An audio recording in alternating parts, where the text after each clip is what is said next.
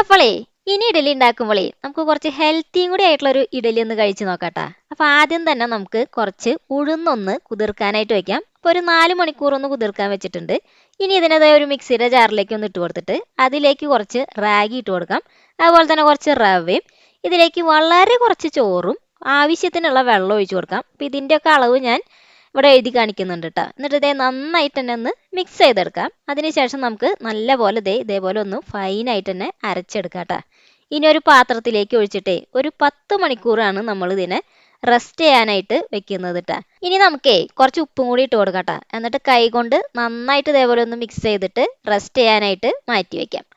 അങ്ങനെ 10 മണിക്കൂറൊക്കെ കഴിഞ്ഞിട്ടുണ്ട് കേട്ടോ. അതേ നമ്മുടെ മാവ് നന്നായിട്ട് പൊന്തി വന്നിട്ടുണ്ട്. ഇനി ഇതേ ഒരു ഇഡ്ഡലി തട്ടിലേ കുറച്ച് ഓയിലൊന്ന് തടവിട്ട് കുറേശ്ശായിട്ട് ഇതിലേക്ക് ഒന്ന് ഒഴിച്ചു കൊടുത്തിട്ടേ ഇനി ഇഡലി പാത്രത്തിൽ വെള്ളം വെച്ചിട്ട് ആവി കയറ്റാൻ വെക്കുക. ഒരു 10 മിനിറ്റ് വേവിച്ചെടുത്താലേ നല്ല സോഫ്റ്റ് റാഗി ഇഡലി റെഡി.